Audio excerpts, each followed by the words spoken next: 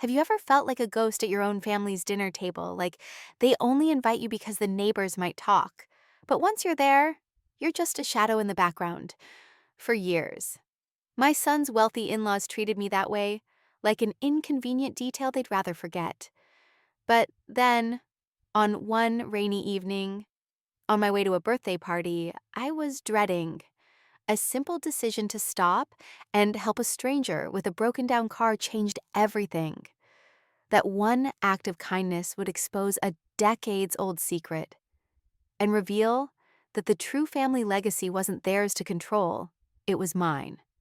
Before I tell you what really happened that night, I'd really appreciate it if you could let me know where you're watching from in the comments. And if you'd consider subscribing to my channel, it would mean the world to me and help me keep sharing more stories like this. Thank you so much for being here. My name is Eleanor and I'm 68 years old. My life with the Sterling family began 15 years ago, after my husband, Thomas, passed away. He was an engineer, a brilliant mind who valued kindness over profit, and he left me with a small house in South Philly and a deep sense of a life well lived. Our son, David, however, wanted more. He married Serena, a woman who came from money, and whose father, William Sterling, had built an empire from nothing, or so everyone said. When David and Serena bought their magnificent home in Chestnut Hill, a part of me hoped I would become a fixture in their new life. Instead, I became a faint memory. I would receive invitations to holidays and family gatherings, but they were always cold, clinical, and sent by Serena's assistant. My son would call me beforehand, not to share excitement, but to give me rules. Mom, please dress appropriately. Don't mention the old neighborhood. Don't talk to Grandpa William about business. I was a problem to be managed, a potential stain on their pristine reputation. The email for William Sterling's 75th birthday party was no different. It arrived at 6:00 a.m. sharp, just as I was tying my apron to head down to the flower market, where I helped out a few days a week. The subject line was William's 75th birthday gala, and the body was a curt list of details. No personal note, no warm regards, just dress code, formal attire. Location, Sterling Estate. Time 7:00 p.m. Punctuality is appreciated. It was from Serena, of course, but it felt like a memo from a high-powered CEO to a subordinate. A cold shiver ran down my spine, not from the chill of the morning, but from the chill of the message. I knew what it meant. It meant they were expecting me to fit into a box they had built for me, a box that was barely visible. Later that day, David called. His voice was tense, filled with a nervous energy that I had grown to recognize over the years. Mom, please don't be late. Serena's so stressed about this party. There was a pause, and then he added, and please, just don't do anything to upset them. William can be very particular. It wasn't a request, it was a plea for me to make myself smaller, quieter, and more convenient for them. The words felt like a punch to the gut. Here was my son, a grown man, asking me to diminish myself for the sake of his wife's family. The weight of his words settled on me like a blanket of lead, reminding me of the chasm that had opened between us, a chasm filled with their money and their expectations. I had almost decided not to go. What was the point? To be a ghost at a party filled with strangers who looked right through me, to be a silent accessory to their perfect lives. But a small part of me, the part that was still Thomas's wife, a woman who valued a promise, knew I had to go. I had promised David I would be there. So, I put on the old black dress he had bought me years ago, the only one that felt appropriate enough, and took the bus to Chestnut Hill. The rain started just as the bus pulled away from my stop. It was a torrential downpour, the kind that soaks everything and everyone. And as the bus rattled on, I watched the world turn into a blur of gray and green. I was an hour and a half late. The bus had a flat tire, and my phone was dead. A perfect reflection of my life at that moment. When the bus finally sputtered to a stop on a secluded street near the Sterling estate, I saw a black Rolls-Royce pulled over to the side of the road, its hood up and smoke billowing out. Standing beside it, looking utterly helpless and soaked to the bone, was a woman. Her clothes, a crisp white pantsuit, were ruined, and her hair, a meticulously styled blonde bob, was plastered to her face. She was powerful and elegant, even in her disheveled state. I felt a pang of empathy. She was someone who was used to being in control, and now she was at the mercy of the elements.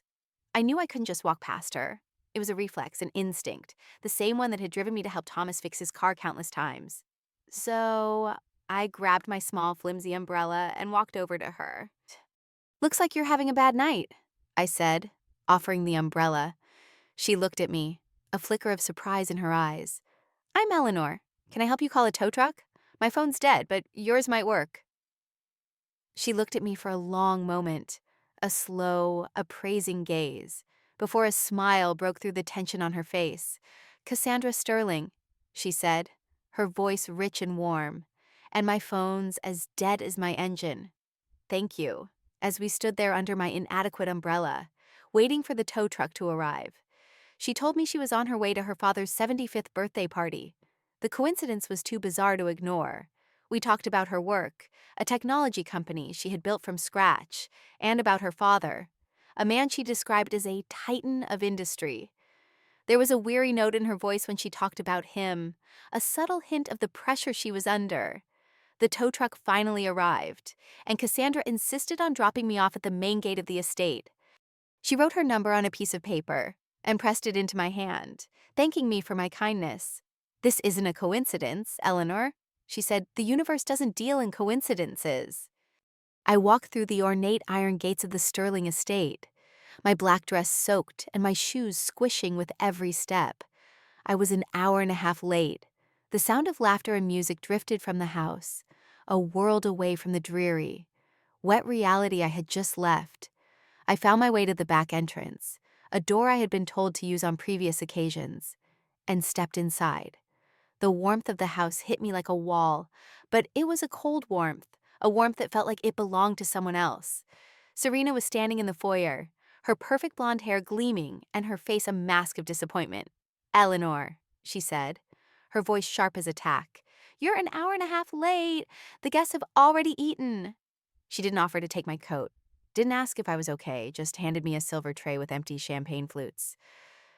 "Could you please help the servers take these to the kitchen? You're a bit of a mess, and we don't want to ruin the decor." The words stung, but I took the tray without a word. I knew what she was doing. She was putting me in my place, reminding me that I was a guest in name only, a member of the help.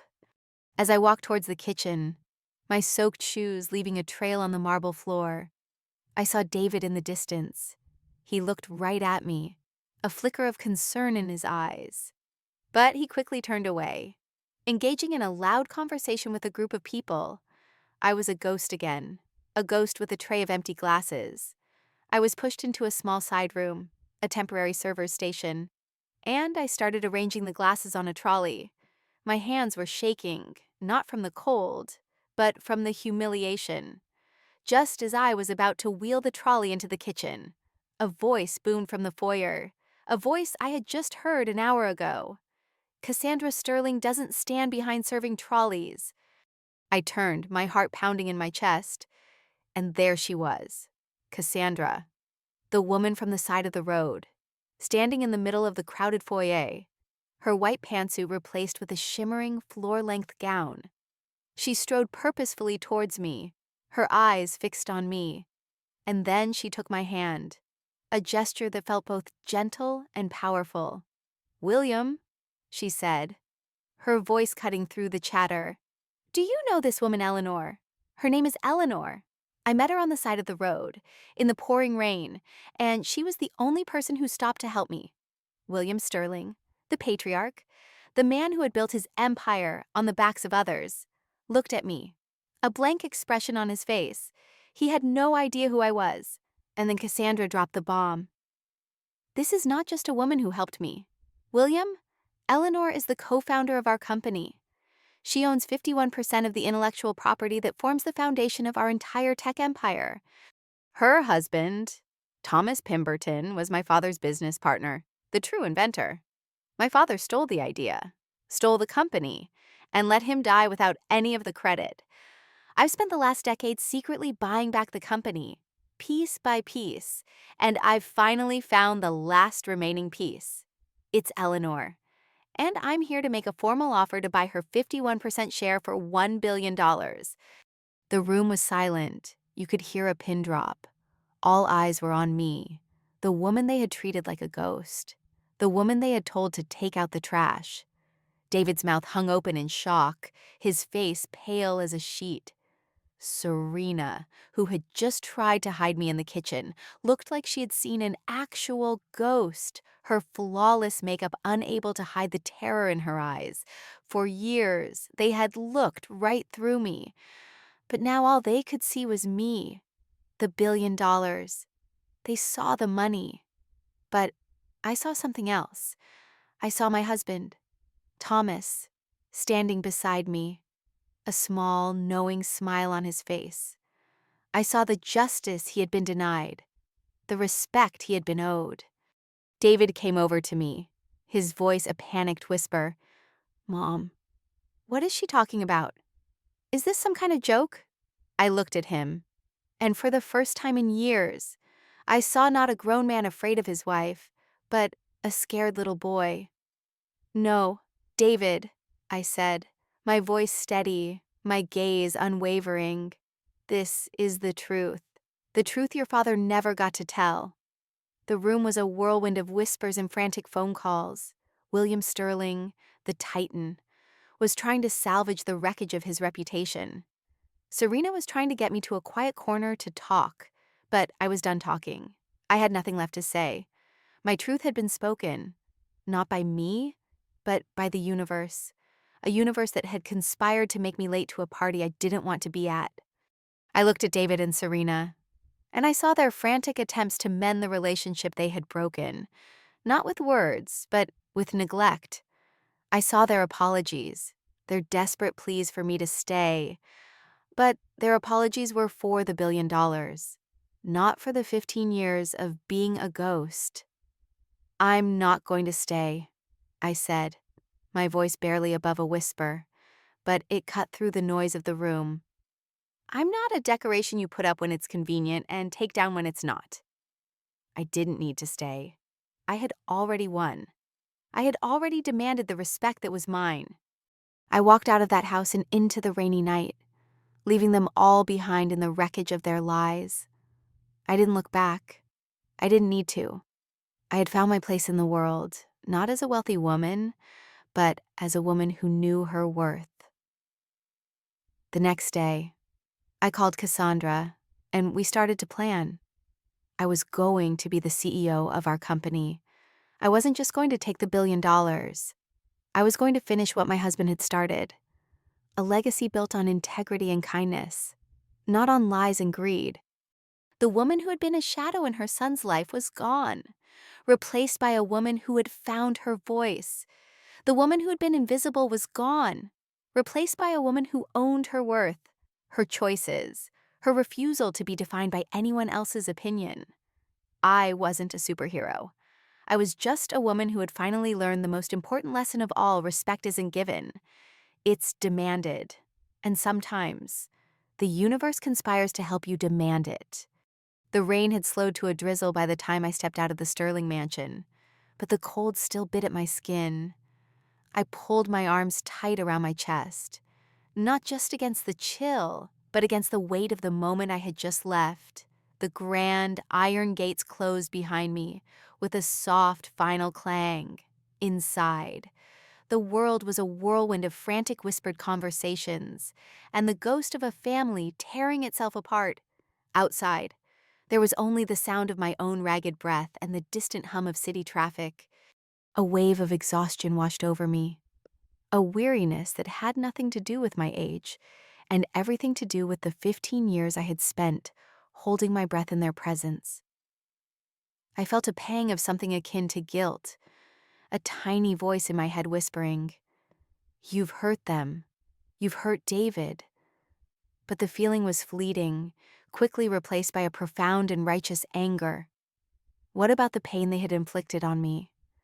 What about the countless times they had made me feel like I was a burden, a charity case, an embarrassment to be hidden away? The picture of me, cut from the family photo on their mantel, flashed through my mind. I could still see the faded line where I used to be, a permanent reminder of my erased existence. I started walking, my steps unsure at first, then gaining a determined rhythm. The Chestnut Hill streets were empty, the grand houses dark and silent, as if sleeping peacefully after their day of performance. The irony wasn't lost on me. I was the one who was supposed to be a forgotten nobody, yet I was the one who had just exposed the very foundation of their perfect, polished world as a fraud. The thought brought a grim smile to my lips. It was a bitter victory, but a victory nonetheless. My mind drifted back to Thomas. I could see him so clearly, standing in our tiny garage in South Philly, his hands covered in grease, a spark of pure, unadulterated joy in his eyes as he showed me a new gadget he had just tinkered with. He never cared about money. He cared about ideas. He cared about the beauty of innovation, the thrill of creating something from nothing. "Eleanor," he would say, wiping a streak of oil from my cheek with his thumb, "you're my greatest idea." His love was a warm blanket on the coldest of nights, a constant source of light in a world that often felt dark and unforgiving. I remembered the day William Sterling had first come to our house. He was all polished shoes and sharp suits, a predator in a world of artists. He had called Thomas a visionary, a genius, and promised him a partnership that would change the world. Thomas, naive and trusting, believed him. He spent countless nights and weekends in that garage, perfecting his designs, pouring his heart and soul into the technology that would one day become the cornerstone of Sterling Tech. He showed William every blueprint, every line of code, every small breakthrough. And William, with his charming smile and empty promises, took it all. The day Thomas collapsed from a heart attack, the day he left me alone with his legacy, Sterling Tech was already a billion-dollar company. And we were still living on a meager pension, our savings long since depleted. For years, I told myself that David's marriage was a good thing. I convinced myself that he was happy, that he had found a life of comfort and security that Thomas and I could never have given him. But watching him tonight, his face pale and his eyes filled with a panicked fear of losing his privileged life, I finally saw the truth. He wasn't happy. He was trapped. He was a prisoner of their expectations, a man so starved for his father-in-law's approval that he was willing to sacrifice his own mother's dignity. The thought was a dagger to my heart, a deeper wound than any of Serena's cold stares. He had chosen them. He had chosen their money over me, his own flesh and blood. The question of whether I should have stayed echoed in my mind. What would I have said? "It's okay, David, I forgive you. Forgiveness is a beautiful thing, but it's earned." And they hadn't earned it.